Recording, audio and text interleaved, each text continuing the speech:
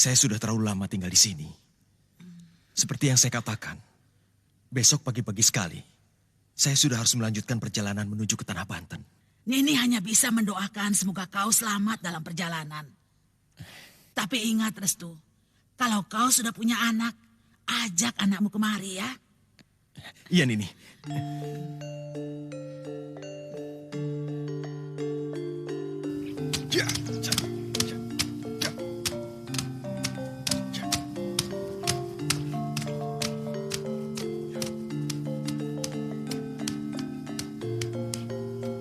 Semoga aku tidak salah jalan. Kalau tidak salah, ini memang menuju Tanah Banten.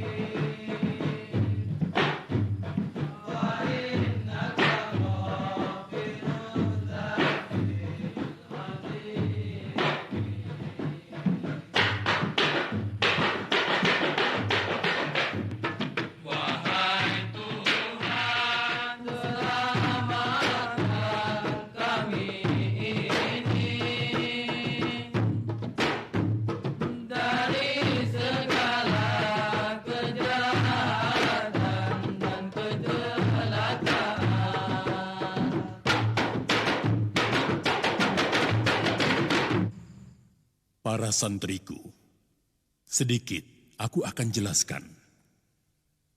Obat sakit jiwa atau hati itu ada 5 jenis.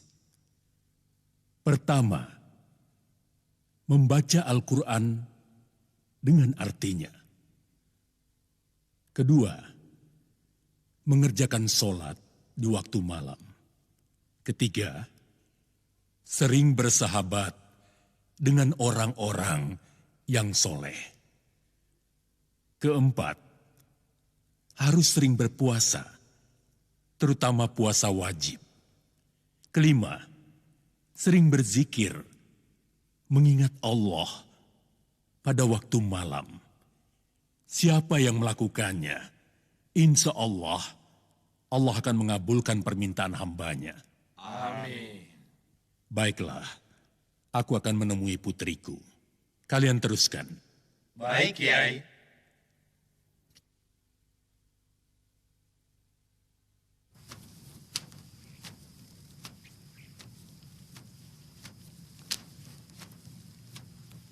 Parungku jangan aku. Ayahanda. Mengapa kau menangis? Aku tidak menangis, Ayah.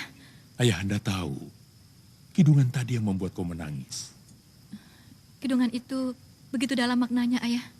Kidungan itu berasal dari Syekh Maulana Ibrahim atau Sunan Bonang, putra dari Kanjeng Sunan Ampel. Beliau banyak sekali mempunyai kidungan-kidungan seperti itu. Pantas sangat menyentuh hati. Rupanya Ayah dapatkan dari Kanjeng Sunan Bonang. Parungku jangan aku. Suatu saat nanti kita akan kedatangan tamu dari tanah Cirebon. Dia seorang pemuda, murid dari seperguruan ayah Ki Manguntapa. Dari mana ayah dengar kabar itu? Buktikan saja nanti. Oh iya, bagaimana dengan Brahmana Pucukumu yang kau anggap sebagai pamanmu itu? Paman Brahmana Pucukumun sudah lama meninggalkan kota Cirebon. Sebenarnya apa jasa Brahmana Pucukumun sampai kau mengakui dia sebagai pamanmu? Bukankah sudah kukatakan pada ayah, dia pernah menyelamatkan aku. Aku berhutang nyawa padanya.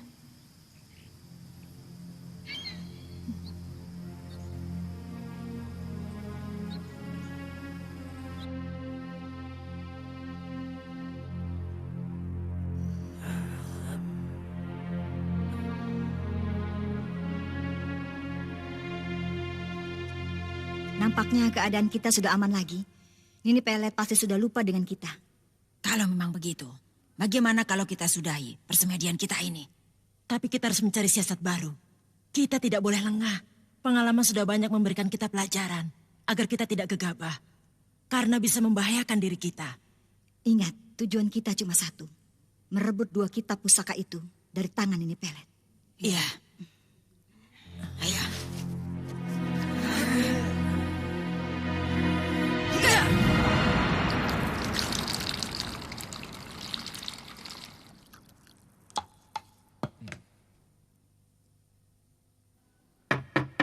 Ki, masuk.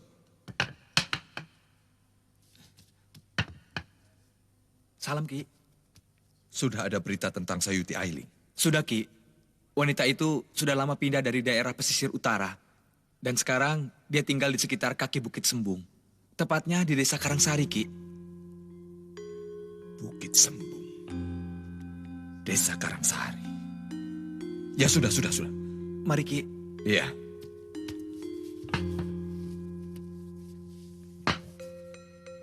Awas kau, Sayuti Ailing.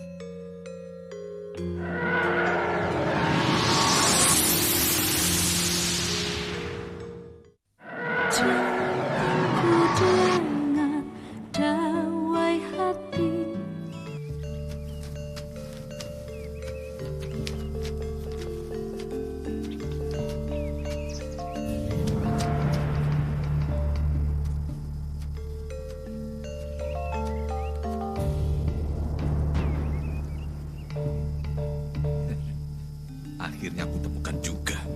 Kali ini aku tidak boleh gagal. Tusuk kundi emas harus jadi milikku. Hiya!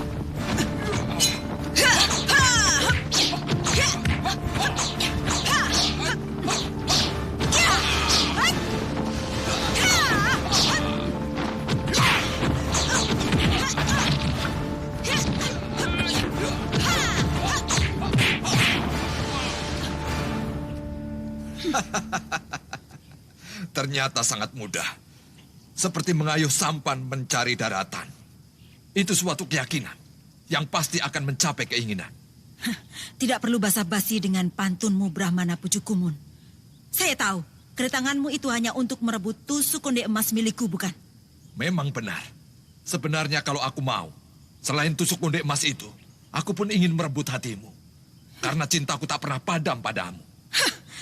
Siapa sudi berdampingan dengan laki-laki tidak punya pendirian sepertimu? Yang saya cari adalah seorang kesatria kinayungan. Semoga mimpimu itu akan jadi sebuah mimpi sampai akhir hayatmu. Tak apa kalau itu sudah menjadi takdir saya. Daripada saya harus berdampingan dengan kamu.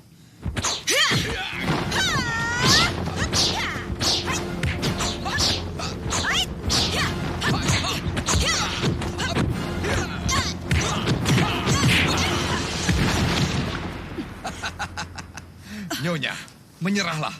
Jangan paksa aku untuk melukaimu. Serahkan saja senjata pusaka itu. Dan juga serahkan hatimu padaku. Jangan sombong Brahmana Pucukumun. Saya belum kalah.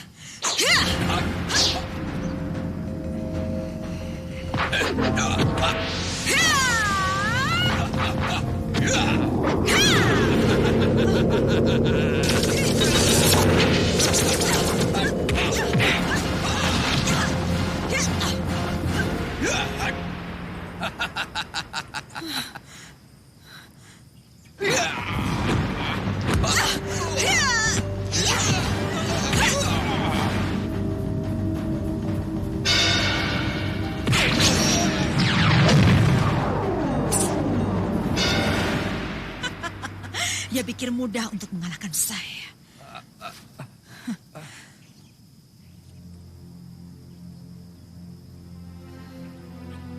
Untung saya masih punya senjata pusaka ini.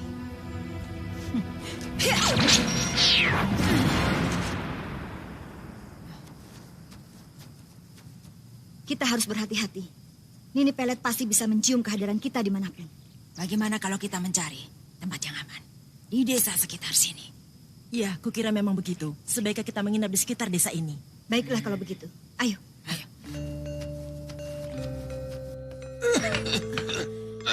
Hati-hati, Ki. Apakah Aki bertarung lagi dengan siluman Nini Pelet? Hati-hati. Sebentar ya, Ki. Saya ambilkan obat-obatan dulu. Tidak usah. Saya bisa menyembuhkan luka saya sendiri. Kau baik sekali. Dengan apa harus saya balas kebaikanmu? Saya tidak berharap apa-apa, Ki. Yang penting Aki sehat dulu. Itu saya sudah senang. Bidari, suatu saat saya akan menurunkan ilmu saya. Kau masih muda. Naluriku mengatakan, kaulah yang paling pantas menerima ilmuku. Tidak, Aki. Saya tidak pantas untuk menjadi murid Aki. Apalagi saya harus menerima semua ilmu Aki. Baiklah, Ki. Saya keluar dulu. Iya. Permisi. Iya.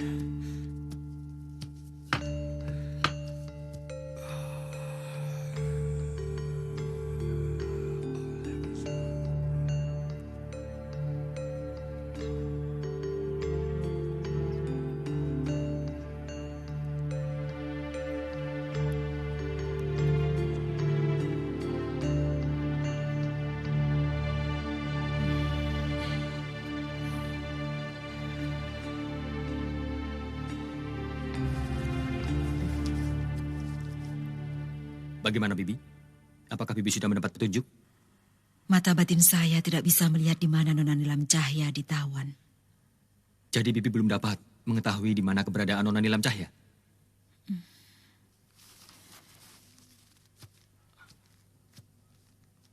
Saya sudah berusaha untuk meminta petunjuk.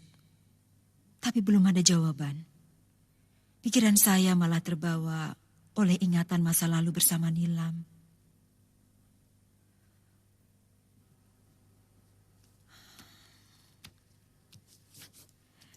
Saya teringat beberapa peristiwa penting ketika Nona Nilam bersama saya.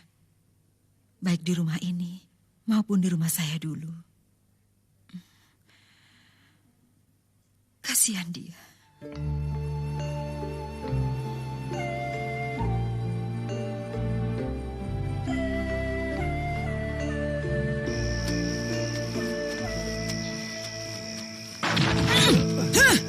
Kalau jalan lihat-lihat. Maaf, Nek. Maaf. Siapa mereka? Hentikan.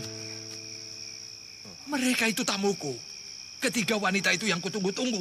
Bodoh. Silahkan masuk.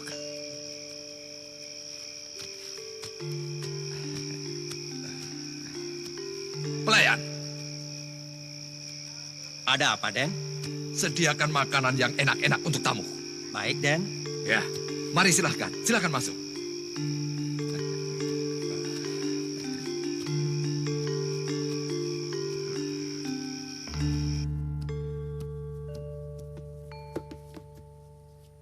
Cicipilah hidangan sambutan saya.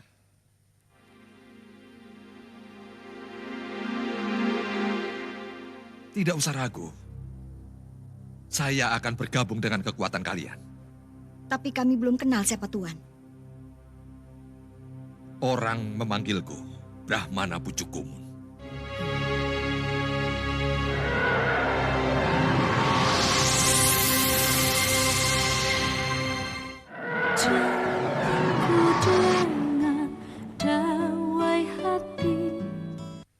Di tanah Cirebon ini, aku banyak kepentingan.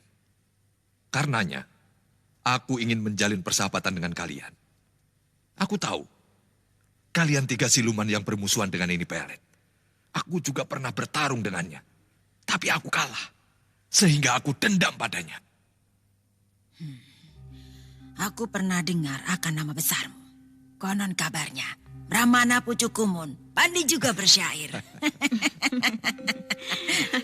Anda terlalu menyanjung saya. Tunggu dulu. Aku masih ragu, apakah Kisanak benar-benar ingin bergabung dengan kami? Saya sudah berjanji dan sepakat akan bergabung dengan kalian. Apapun resikonya. Baiklah kalau begitu, kita harus bekerja sama untuk merebut 2 kitab pusaka yang ada pada Nini Pelet. Ayo, mari silakan.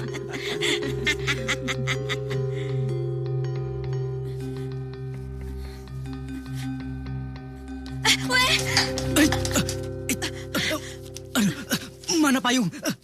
Mana? Nyonya ya? Pakai segala ngejatuhin tempat minum ke muka, ke badan saya. Memangnya badan saya ini tatakan? Ada apa, Bu? Kok ribut-ribut? Paman ganggu ibu lagi ya? Si bundar sembarangan. Main ganggu-ganggu. Tidak, Ayun. Saya bermimpi. Mimpi? Mimpi? Mimpi digigit ular? Kalau di sini mah artinya Nyonya mau lagi, mau kawin lagi. Bukan, Cung. Bukan? Saya mimpi kekasih saya, Weh. Saya mimpi dia masuk jurang. Jatuh ke jurang? Wah, masuk jurang? Aduh, Nyonya, kalau di tempat saya juga, itu artinya kalau orang jatuh ke jurang, dalam bahaya. Berarti kekasih Nyonya dalam bahaya besar. Entahlah, Cung. Tapi perasaan saya tidak enak. Kasihan Ayun. Sejak kecil dia tidak pernah melihat wajah ayahnya. Saya punya harapan besar, Cung, untuk bisa bertemu dengan ayahnya, Wesisan. Aduh. Saya juga sebetulnya kasihan sama si bundar ini. Makanya saya mau menemani Nyonya, mencari kekasih Nyonya. Ya kan? Kita sudah pergi kemana-mana. Coba, sudah berapa puluh kali kita nginep di penginapan. Berpindah dari penginapan yang satu ke penginapan yang lain. Tapi memang tidak ketemu. Ya sampai sekarang ya belum ketemu. Aduh. Dan saya juga tahu kalau persediaan uang Nyonya sudah mulai menipis. Kalau saya ini apalah Nyonya. Kalau saya mah enak. Tidur ya tinggal tidur. Tuh. Makan tinggal ngebadok. Aduh. Tapi sebetulnya Nyonya. Sebetulnya ada jalan keluarnya Nyonya. Kalau saja Nyonya mau. Itu apa? Ya, mengingat apa yang sudah pernah saya omongkan. Paman! Nyamuk?